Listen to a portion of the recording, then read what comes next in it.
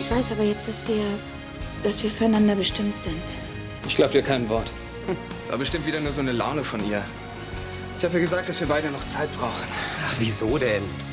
Wiedersehen. Wer war das? Peters Neue. Sie hat einen Brief für dich abgegeben. Schmeiß ihn weg. In diesem Studio wird gedopt. Und das werde ich beweisen. Der Verdacht gegen dich ist da. Und was soll ich machen? Alles noch einmal überprüfen lassen.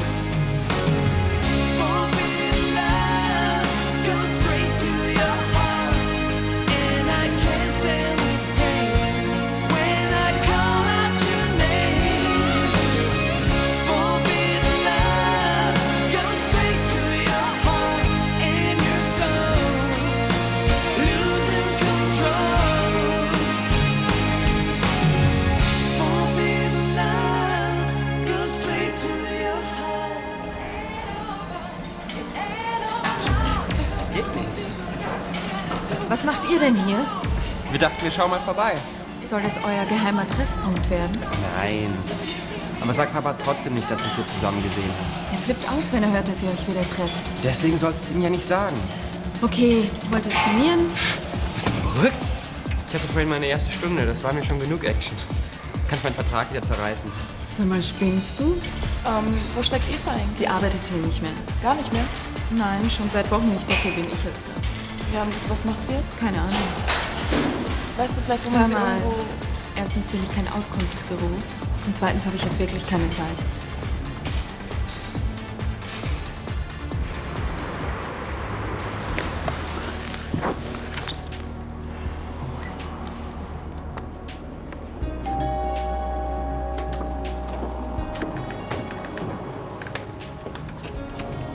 Tag, Julia. Hallo Barbara. Ist Gero da?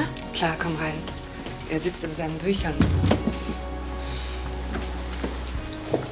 Gero, du hast Besuch. Ich lasse euch allein. Hallo. Tag, Julia. Ich wollte fragen, ob du vielleicht Lust hast, mit mir auszugehen? Du meinst wir beide? Ja, klar, warum nicht? Ich weiß nicht, ins Murphys oder so? Tja, also ehrlich gesagt, passt mir eigentlich überhaupt nicht. Ich habe noch ziemlich viel zu lernen. Kannst du das nicht später machen? Ich meine, du studierst doch noch 10 Jahre. Aber ich schreibe schon nächste Woche die Klausur. Findest doch bestimmt jemand anderen. Jemand anderen? Ich will aber mit dir ausgehen. Tut mir leid, es geht heute wirklich nicht. Klar. Dann viel Spaß bei der Arbeit, ja? Und vielleicht einen anderen Mal. Ja, vielleicht. Ciao.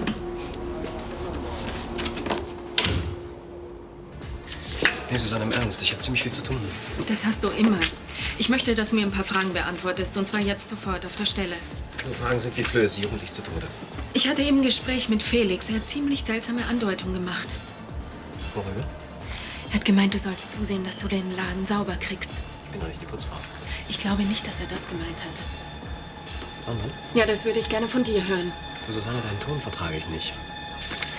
Merk dir bitte eins. Während der Arbeitszeit bin ich nicht dein Freund, sondern dein Chef, klar? Oliver, wird in diesem Studio gedopt? Nein! Und ich kann mich erinnern, dir das irgendwann schon mal gesagt zu haben. Ja, aber ich glaube dir das nicht mehr. Ich glaube, dass ich gleich zur Sau werde, wenn du nicht endlich gehst und deinen Job machst. Meinst du das jetzt als Chef oder als Freund? Ja, ich kann es ja angeblich sowieso nicht mehr unterscheiden. Schade eigentlich. Du lässt mich verlieren.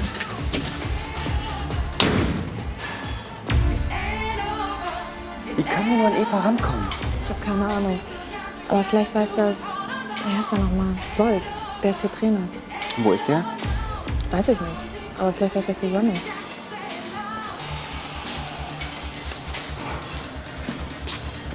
Die Schöne und der Ex-Sportler. Wir warten auf Wolf. Der macht doch gleich Schwimmtraining, oder? Der arbeitet schon lange nicht mehr hier. Was? Der auch nicht? Nein, der auch nicht. Der trainiert jetzt eine Fußballmannschaft. Oh, klasse. Fußball wollte ich schon immer spielen. Sportfreunde Köln, da trainieren sie. Er wird begeistert sein, so einen Eierkopf wie dich in seiner Mannschaft zu haben. Na bitte. Ja, und jetzt? Ich gehe mir zur Belohnung ein Eis essen. Ich kann nicht. Ich muss zu meiner Mutter. Die sortiert irgendwelche Unterlagen von meinem Vater. Und ich habe versprochen, ihr dabei zu helfen. Aber dann sehen wir uns nachher, ja? So um 5? Ja, klar. Ach, und noch was. Ist wirklich ein Eierkopf? Und was für ein. Ich kenne Julia einfach nicht wieder. Sie ist so launisch und labil. Erst sagt sie nein, dann sagt sie wieder ja. Ich weiß überhaupt nicht, was an ihr vorgeht. Das wissen wir wohl momentan alle nicht. Ich vermute, es war dieser Peter, der sie ein bisschen aus der Bahn geworfen hat. Wer ist Peter? Ein Freund von ihr.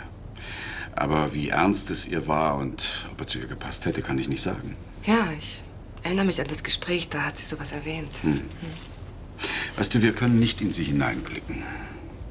Aber ich denke, wenn ihre Absichten nicht ernst wären, würde sie sich jetzt nicht wieder um Gero bemühen. Nein, das glaube ich auch nicht. Eher scheint sie vielleicht zurzeit etwas desorientiert zu sein. Oh, das geht vorüber.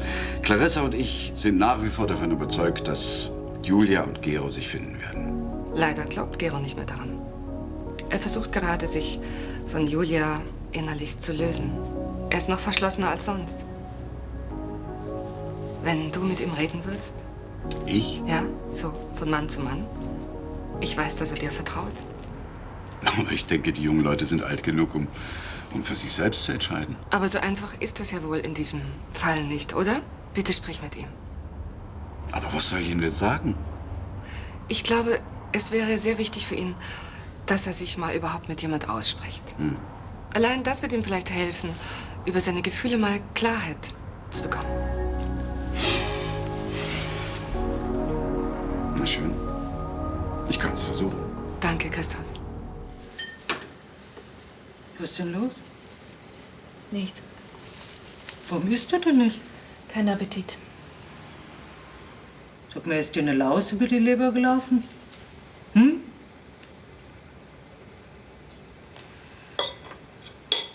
Probleme mit Oliver? Kommst denn darauf? Ach, weißt du, als Mutter hat man ein Gefühl dafür. Es ist eine ziemlich verfahrene Kiste.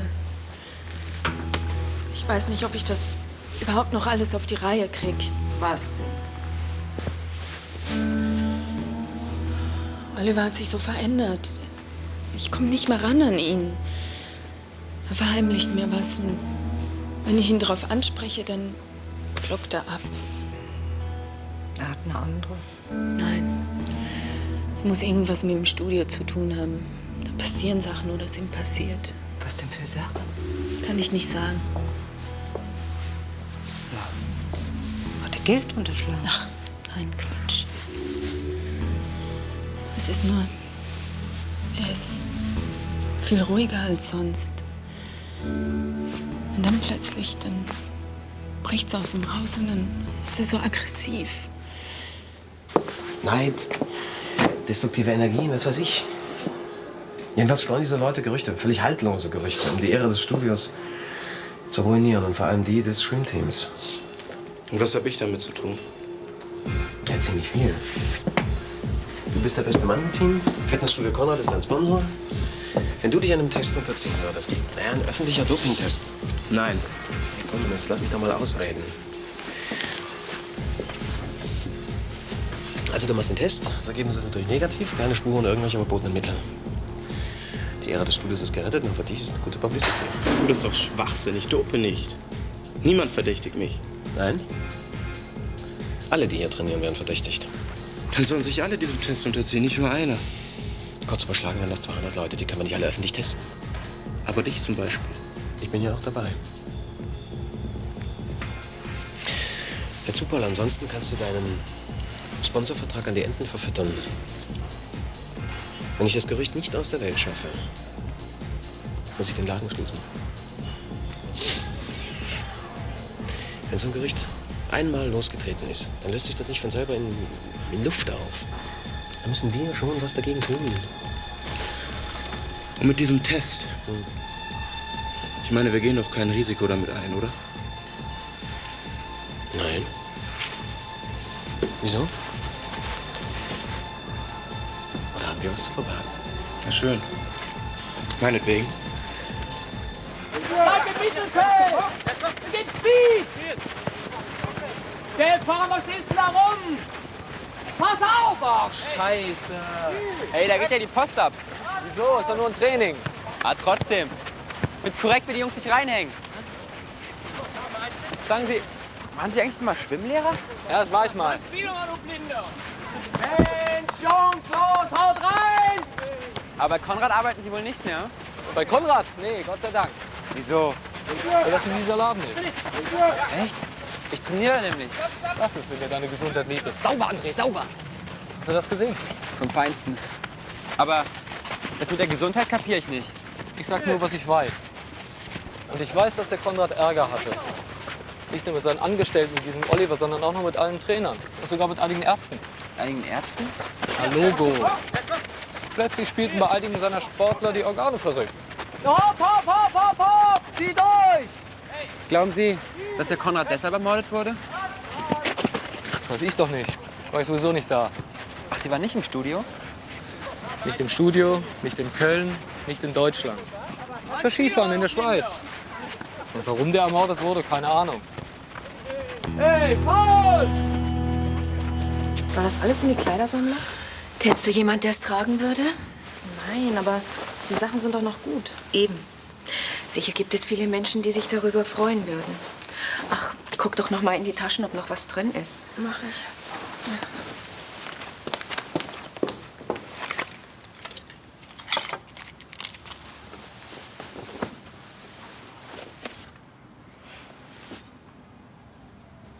Schau mal, ich habe ein Foto von ihm gefunden. Leg's in die Schachtel.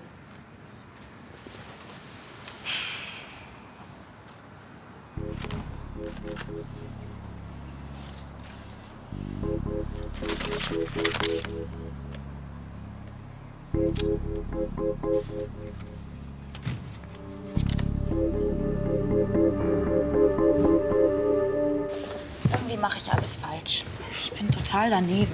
Was ist denn Kleines? Ich glaube, Gero will nichts mehr von mir. Gero? Das kann ich mir wirklich nicht vorstellen. Ja, doch. Ich wollte ihn zu Murphys einladen. Nichts. Neulich wollte ich mit ihm ins Theater gehen. Fehlanzeige.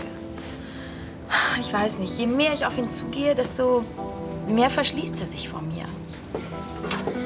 Du stellst das einfach falsch an. Wenn du einen Mann erobern willst, darfst du auf keinen Fall mit der Tür ins Haus fallen. Du musst aus der Defensive heraus arbeiten. Was soll das denn heißen? Mach dich rar. Lass ihn kommen. Ich weiß nicht, ob das so gut ist. Ich glaube, er verachtet mich völlig wegen der Geschichte mit Peter. Genau, das ist die Idee.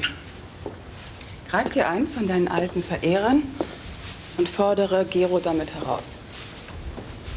Das wirkt meistens bei den Männern. Das schwache Geschlecht. Das schwache Geschlecht, so. Und was macht euch so perfekt? Intelligenz, Gefühl, Strategie. Und was sagt deine Strategie zum jüngsten Teilhaber von AMC? Hast du es also endlich geschafft? Das heißt, mein Marktwert steigt. Woche für Woche.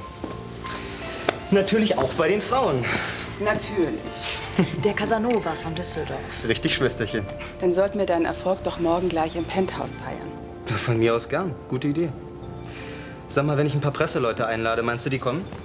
Dieses schwache Geschlecht ist doch immer zur Stelle, wenn es umsonst etwas zu essen und zu trinken gibt. Sag mal, du bist mit deinen Gedanken ganz woanders. Hm? Du hast recht. Tut mir leid, entschuldige bitte. Du denkst bestimmt über Julia nach, ja? Also muss man kein Hellseher sein, oder? Muss man nicht, nein. Ich frage mich die ganze Zeit, was eigentlich so zwischen euch vorgeht. Nichts, da geht gar nichts vor. Wir reden ja kaum noch miteinander. Schade, wo ihr doch mal heiraten wolltet. Ich wollte sie heiraten, sie mich nicht. Was ich so mitgekriegt habe, interessiert sie sich doch in letzter Zeit wieder für dich. In letzter Zeit, ja. Warum sie sich's anders überlegt hat, kann ich nur vermuten. Nämlich? Darüber will ich lieber nicht reden. Ich verstehe, aber vieles wird dadurch klarer. Ich habe in letzter Zeit so viel drüber gesprochen. Ich will einfach mal eine Pause machen. Schau mal, kommt Rauch aus dem Kamin. Ich dachte immer, das Haus sei unbewohnt. Ja, das dachte ich auch. Na, schauen wir doch mal.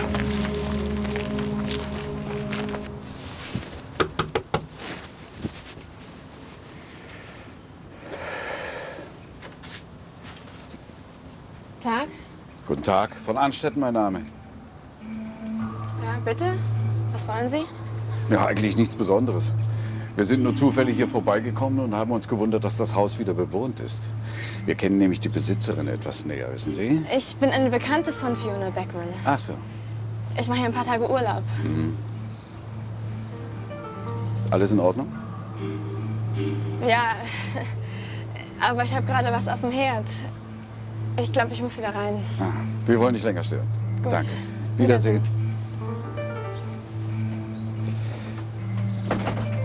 Wann waren die so unfreundlich? Keine Ahnung. Und so nervös. Ich verstehe das nicht. War ja wohl klar, dass das nicht gut gehen konnte mit euch beiden. Bitte, Iris, ich habe von Anfang an vor dieser Beziehung gewarnt. Ja, du warnst immer vor allem. Aber ich glaube nicht, dass du diese Sache beurteilen kannst. Wahrscheinlich willst du ja auch wieder einziehen. Das ist noch gar nicht klar. Ich denke nur, wenn du zurückkommen willst, dann solltest du vorher mit Oliver darüber sprechen. Mit dem kann man ja nicht sprechen. Hast du dich jedenfalls beklagt? Susanne, was ich damals gesagt habe bei deinem Auszug, das gilt selbstverständlich auch heute. Dein Zimmer ist unverändert, genauso wie du es verlassen hast. Ich weiß. Und natürlich muss jeder seine Erfahrungen machen, aber Herrgott, man kann doch nicht jedes Mal das Rad neu erfinden. Und dass das mit euch nichts wird, das konnte man absehen. Ich liebe ihn. Ja, ja, Liebe. Ja, und was war mit Mutter? Da hast du das Rad auch neu erfunden, oder? Also das war ja wohl wirklich etwas anderes. Ja, und ob du es glaubst oder nicht, bei mir ist es auch was anderes. Guten Abend. Abend, Oliver.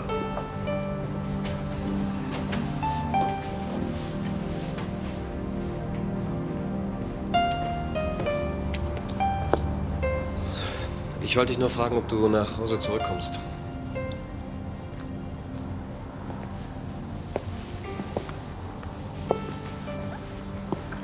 Ich finde, wir sollten miteinander reden. Okay, ich komme mit.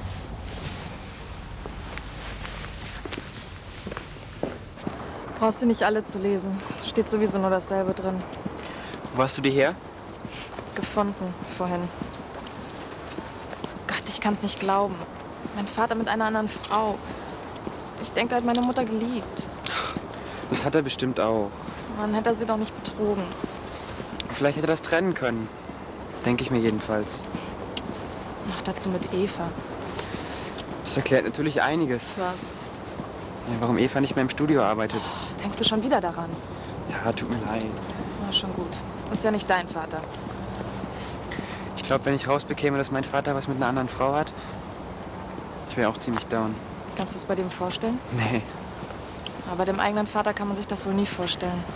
Und trotzdem machen es eine ganze Menge. Man soll die Väter nicht unterschätzen. Kannst du nicht einmal ernst sein? Ich bin doch ernst. Wolf hat gesagt, das Studio von deinem Vater war ein ziemlich mieser Laden. Wir statten Eva einen Besuch ab. Unangemeldet. Was sagen Sie dazu, Watson? Hast du die Adresse?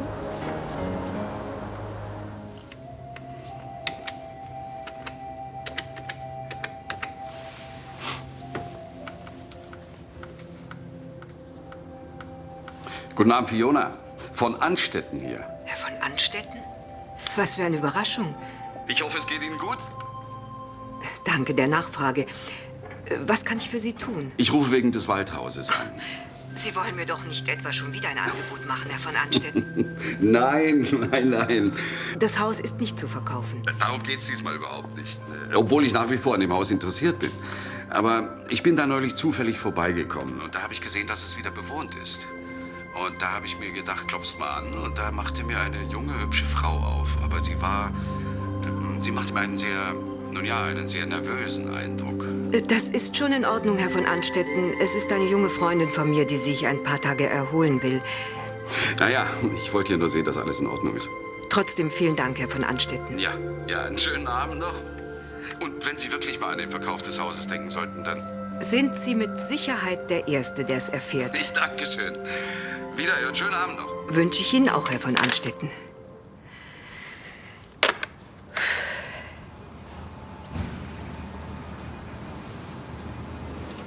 Susanne weiß doch überhaupt nicht, was sie will. Beruhige dich doch endlich. Zuerst jammert sie uns die Ohren voll. Du hast doch nicht die Ohren voll gejammert. Also bitte, erst ist sie wie am Boden zerstört. Und kaum ist dieser Bursche zurück, ist alles vergeben und vergessen. Ist doch unglaublich. Also ich an ihrer Stelle wäre auch gegangen. Und wieso das? Na ja, weil ich auch keine Lust hätte, mir die ständigen Vorwürfe meines Vaters anzuhören. Aber ja, natürlich. Ich bin an allem schuld. Ich meine nur, du könntest manchmal etwas feinfühliger sein. Dann würdest du auch mehr bei den Kindern erreichen. Ja, was heißt denn feinfühlig? Man muss doch einmal Probleme beim Namen nennen dürfen, anstatt sie ständig unter den Teppich zu kehren. Stimmt. Aber zwischen Holzhammer und unter den Teppich kehren gibt's ja noch ein paar Möglichkeiten, nicht? Holzhammer. Also für dieses Haus braucht man allmählich eine psychotherapeutische Ausbildung. Ach, es geht auch ohne, wenn du nur endlich einsehen wolltest, dass die Kinder ihre Fehler selbst machen müssen. Ja. Und den nächsten werden wir erleben, wenn sie in ein paar Tagen wieder heulend vor der Tür steht.